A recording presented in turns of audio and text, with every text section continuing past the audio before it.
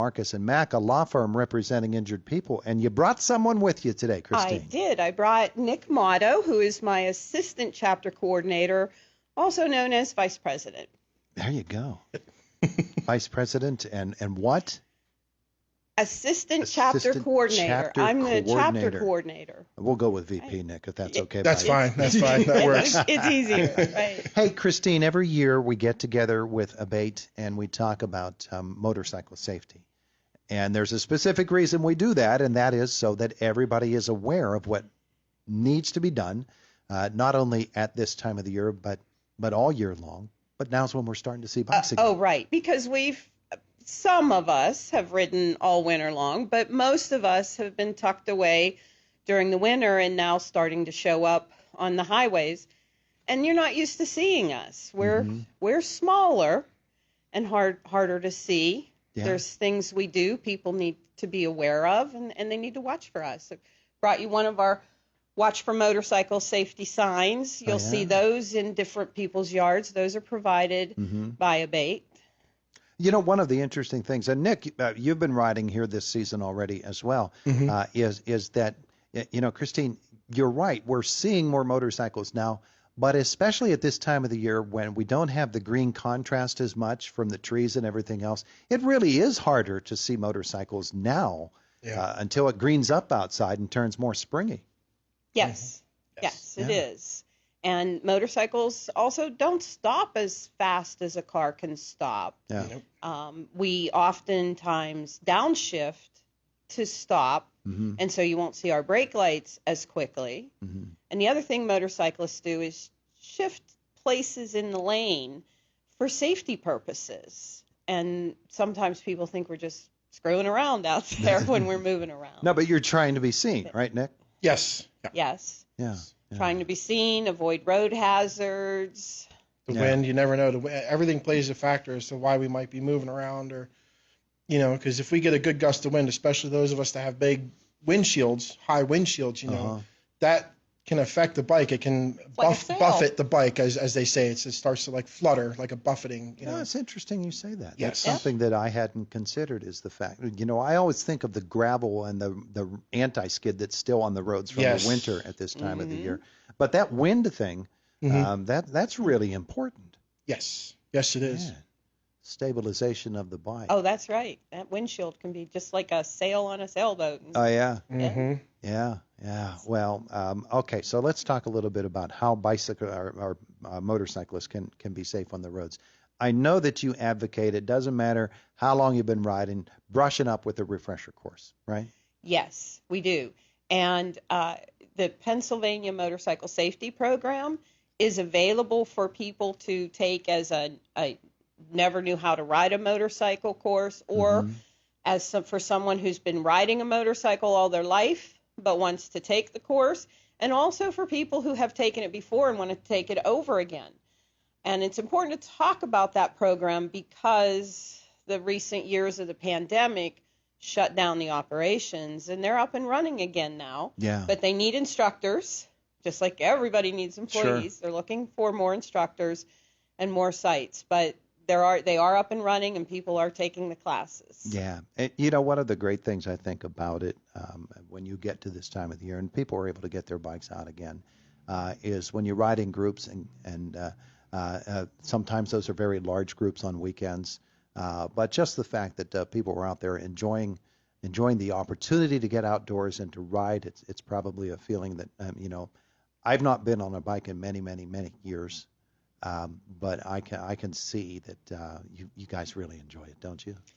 Well, and coincidentally, May is also Mental Health Awareness Month, I believe. And it's interesting. We refer to our motorcycle rides as wind therapy.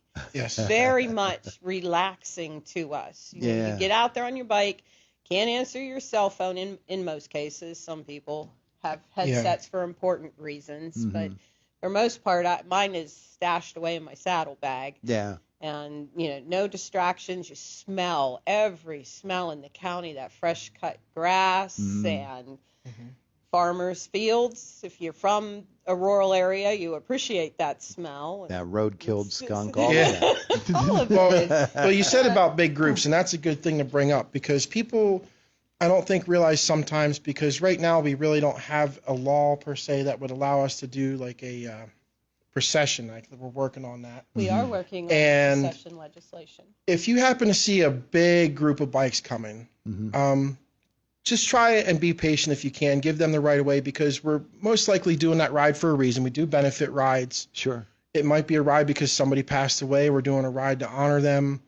Well, there's the Teddy Bear Fun Ride. That's an example there. Yes, we have that. We have our Camperenda ride coming up. We have our we started doing last year a ride for the Indiana Rifle Team, which my daughter was on all 4 years of high school. And Family Promise. Family Promise. Sure. So when you see groups like that, just please try and be patient and just know that we're doing that for a reason. And, kind of think to yourself, well, you know what? I would appreciate that if somebody was doing something to help me and my family out. Absolutely. Absolutely. All right. So let's talk about what people in cars, we think about motorcycle safety, what the people on the bikes can do to ensure safety for everybody involved. What should people in cars and trucks do to watch out for people on motorcycles?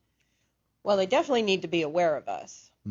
There are some motorcycles that do not have self-canceling turn signals, and people who have that feature on their motorcycle are usually very conscientious of turning their turn signal off when they're done using it. Yeah. But even looking at cars coming down the road, I don't always trust the turn signal if I'm pulling out of an intersection. Yeah. And these days, sometimes people are in too much of a hurry.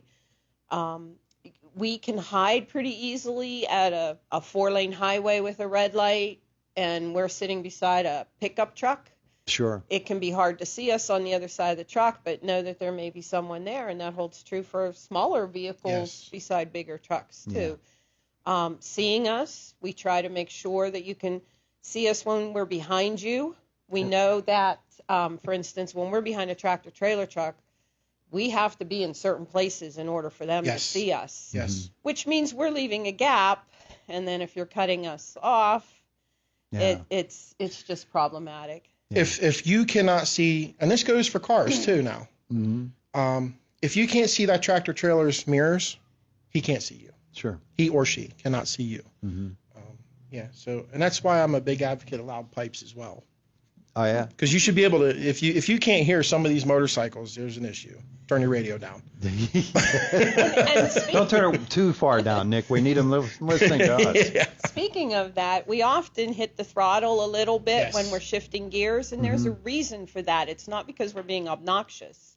It's so that we can sling a little bit of fluid into our transmission and make it easier for our gears to shift. So I know sometimes people think, oh, they're being rude and want to be heard, but you'll know when we're being obnoxious. But you're right, Nick, when you say that, and Christine, when you do, give it a little extra throttle. That noise is going to alert somebody who maybe looked and waited for the light to change and got distracted by something else and forgot you were there. Right. Yes. Or might not even have known that you were there in the first place. Right. Yeah. And as much as we don't like to ride in the rain, it does happen, and sure. So we have to be a lot more cautious when we're doing that as well. Okay, so we have a couple of minutes left. I want to make sure that we get a couple of things out. Number one, how does somebody become a member of the organization of A.B.A.T.E? Well, they can certainly call me. I'm available to chat to anyone, and they can also show up at our meetings. Our meetings are on the third Tuesday of the month at 7 p.m. on the second floor of the Clymer Legion. Anyone is welcome as a guest. Come find out a little bit about what we're about. My telephone number, 724-541-1828. We have a Facebook page if you search for us. We publicize our events and meeting information on our Facebook page as well. Novice riders, even people who have been riding for years and are veterans of it, where do they go to take a course to brush up on skills? PAMSP.com is a website, and you go out there and you can find out all about the courses. PAMSP.com. I think it's PMSP. Pennsylvania Motorcycle Safety Program. Okay. Yes. All right, there you go. Yes. There you go. Well, wonderful. There are resources out there for you for A.B.A.T.E of Pennsylvania. It's a very active organization here in Indiana. Anything else people need to know about it? You brought me some lovely Yes, brochures. Operation Save a Life is an important program that we'll present to organizations and educate. We love to go into the schools. So anybody out there who can get us into the high schools, again, we were going before the pandemic and working with the students, showing them some videos about bikes. Operation Save a Life is very important to us. Oh, yeah, that'd be very, very important. A.B.A.T.E.com, A.B.A.T.E.P.A.org, I should say. A.B.A.T.E.P.A.org. Motorcycle safety, find out about Operation Save a Life. Call Christine, call Nick. Just get That's it right. done. Get it done. Wave us down on the highway. Beautiful. All right. Safe summer, everybody, okay? Thank you very much for having us. Our pleasure. It is the voice of Indiana County. It's WCCS 101.1 FM and AM 1160.